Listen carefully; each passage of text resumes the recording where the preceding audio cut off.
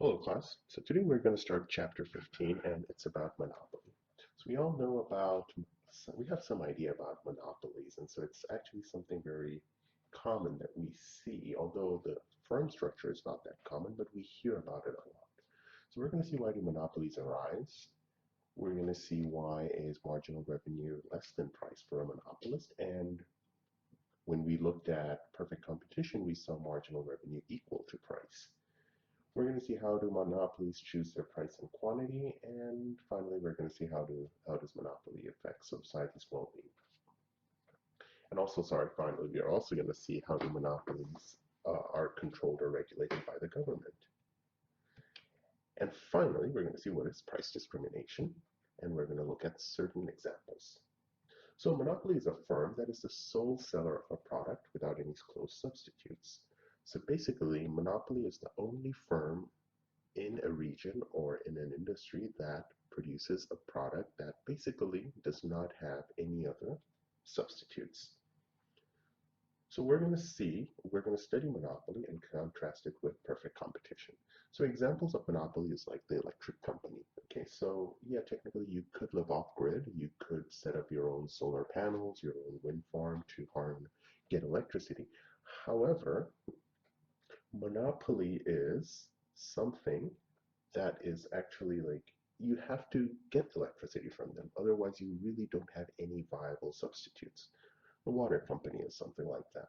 So those things are examples of monopoly.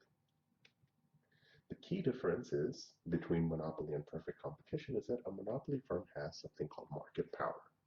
So since the monopoly is the only firm producing that product, such as the power company, it has the ability to influence the market price. So it can charge the market price to be whatever it wants to, within a certain band, as we will see later.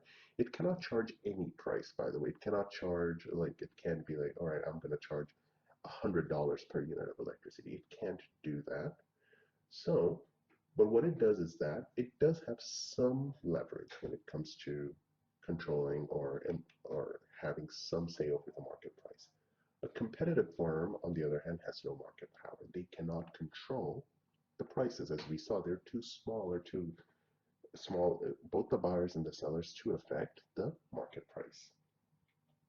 Now, why do monopolies arise? The main reason is barriers to entry.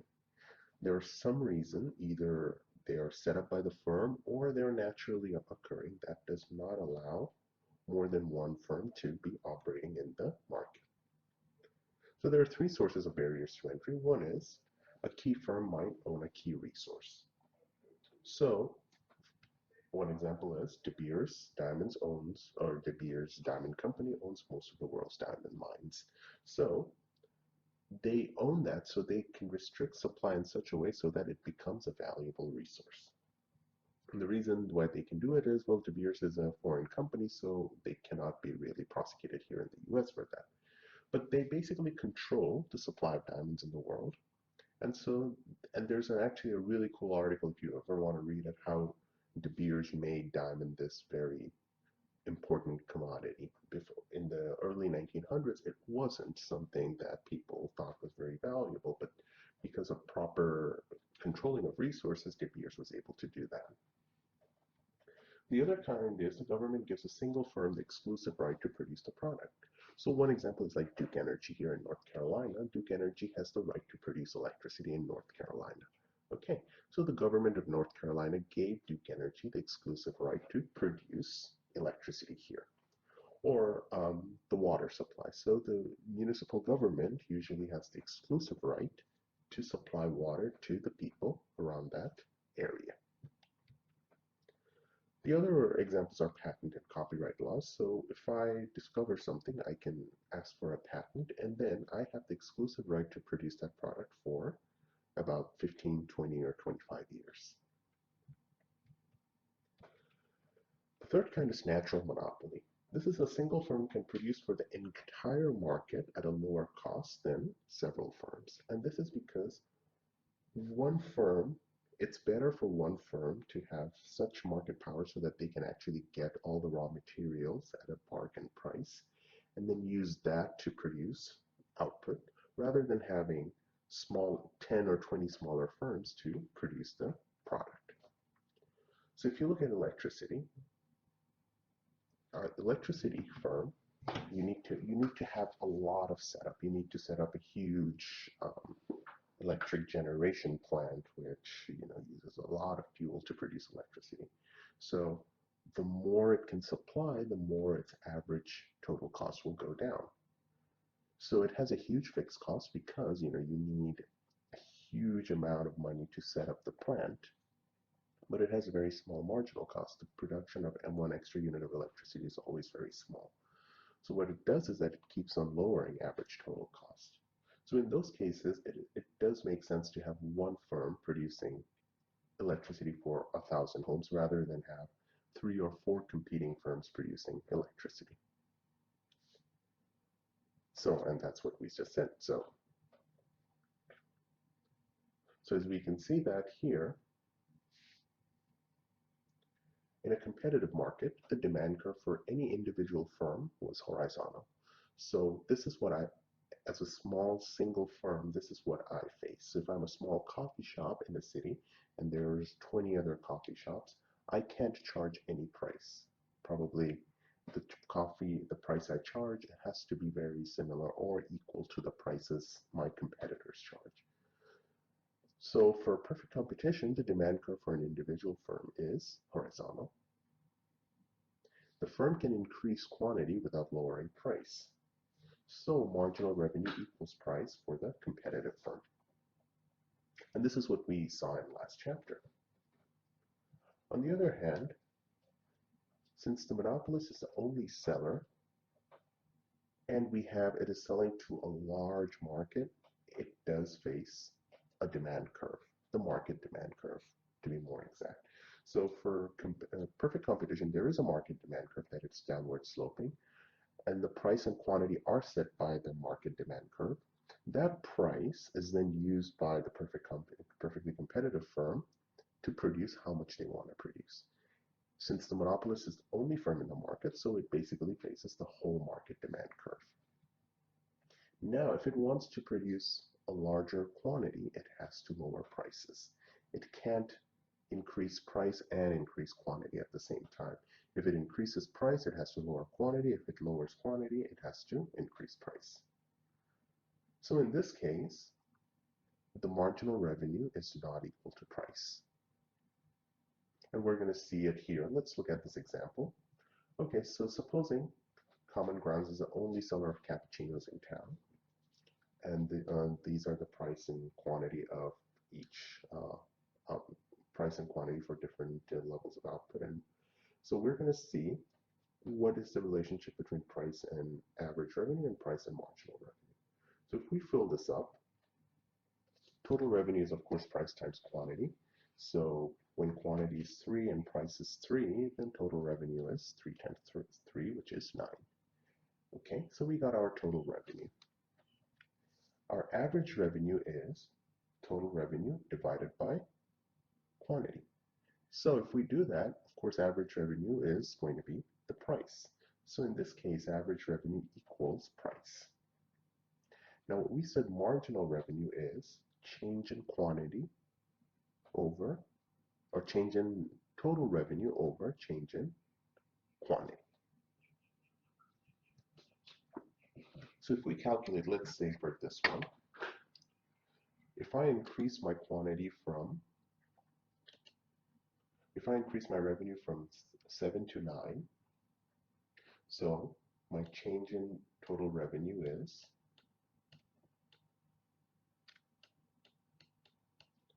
9 minus 7, which is equal to 2. And my change in quantity is, sorry about that, 3 minus 2, which is equal to 1. So my marginal revenue is change in total revenue divided by change in quantity, which is 2 over 1, which is 2, and that's what I get here. So in this case, as we can see, marginal revenue is not really equal to price. It's actually less than price.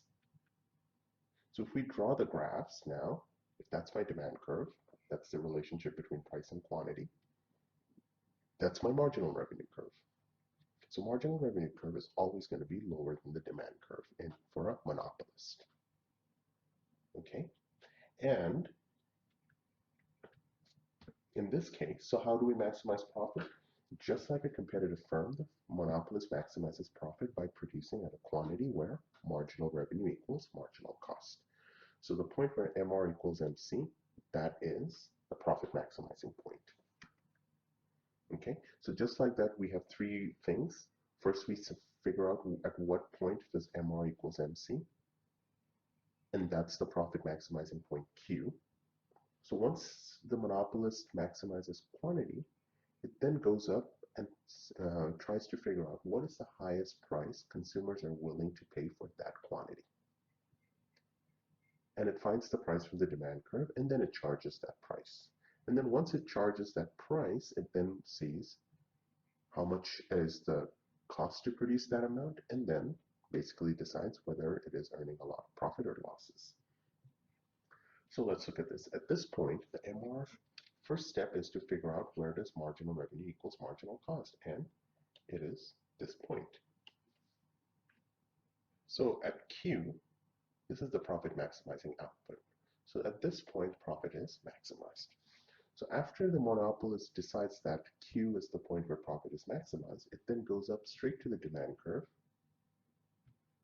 to figure out what price to charge. So it goes up. First it goes down to figure out the quantity, then it goes up to figure out the price. And so once it figures out the price, it charges that price to the consumers and sells quantity Q to the consumers. Now, the difference between the other curve, this curve, and the next one is we added average total cost. Average total cost is used to figure out whether we're earning a profit or a loss. So in this case, to produce quantity Q, average cost is ATC.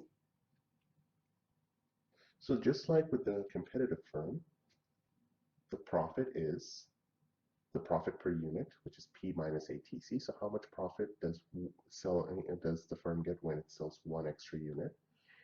And the quantity is Q, the total amount that the firm is selling. So the total profit is P minus ATC, each unit times Q, the total unit being sold. So it's the area of the orange rectangle that we see.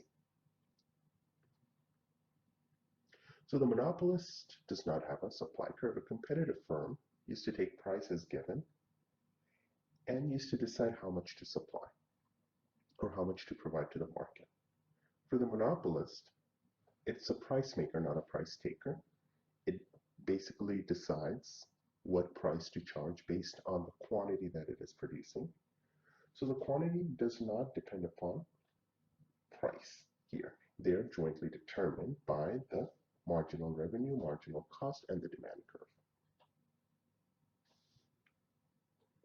So in this case, the monopolist really doesn't need a supply curve. It just says, all right, so the market wants Q units, so I'm going to charge P units because the market will be able to pay P as price if I want to sell Q units. If I want to reduce my quantity, I can charge a higher price. If I want to increase my quantity, I can charge a lower price.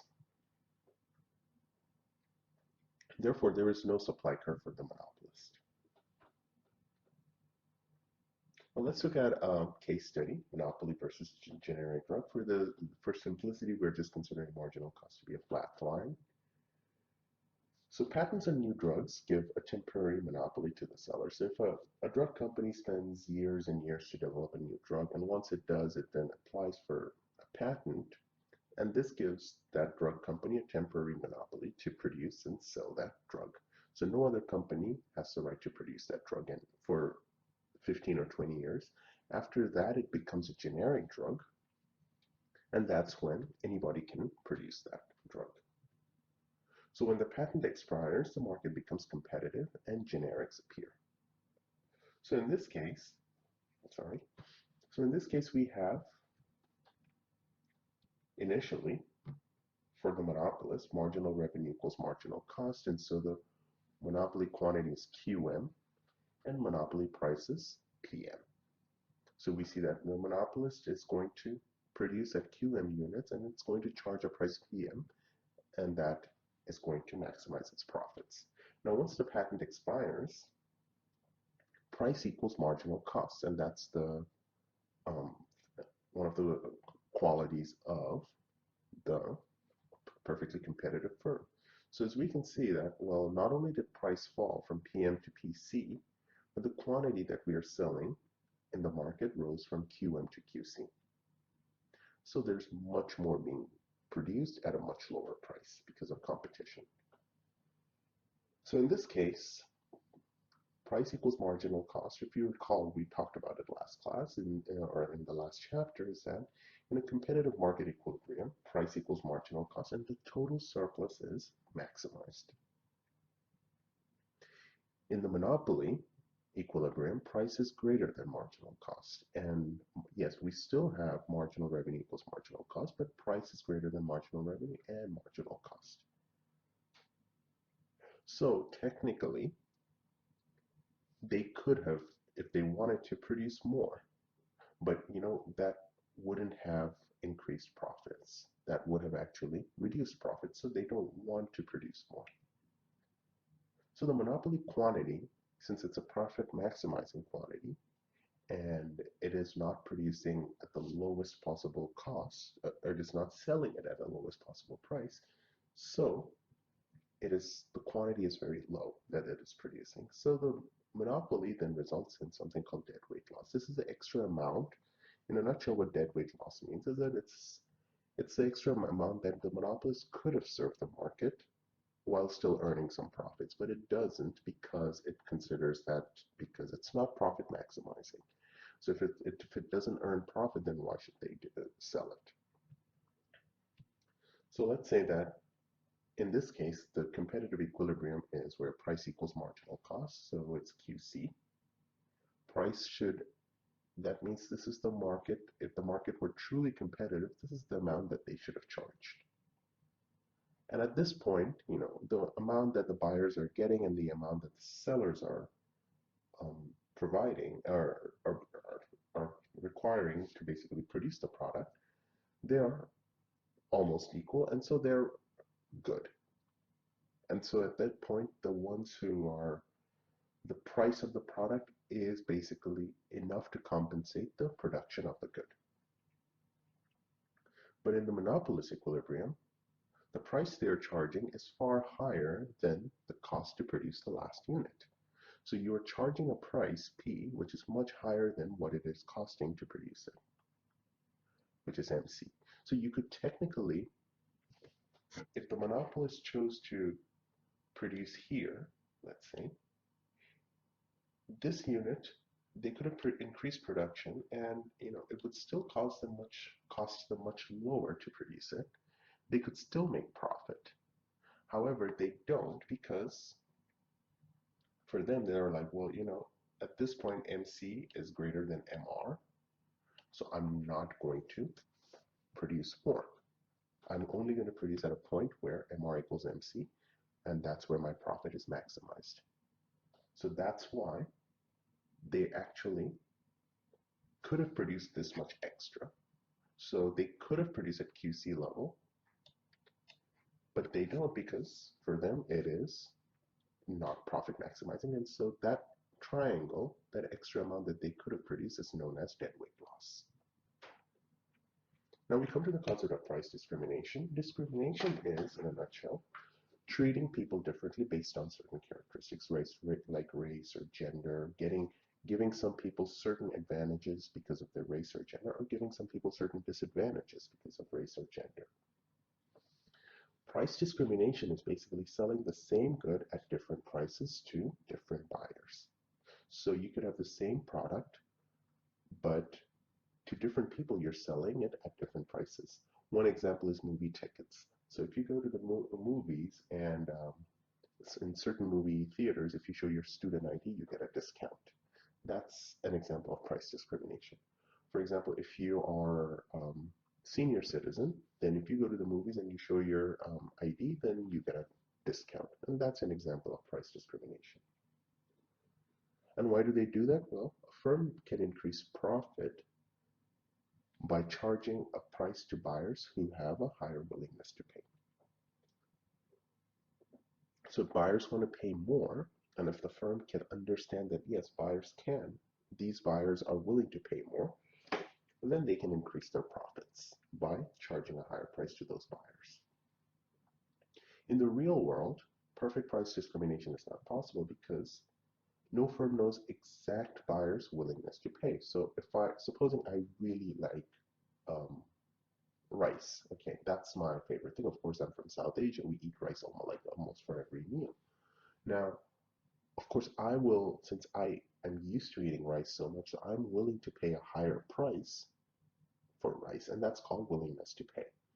Now, some other person who grew up eating bread every day, they may not crave rice that much. So for them, their willingness to pay is much lower.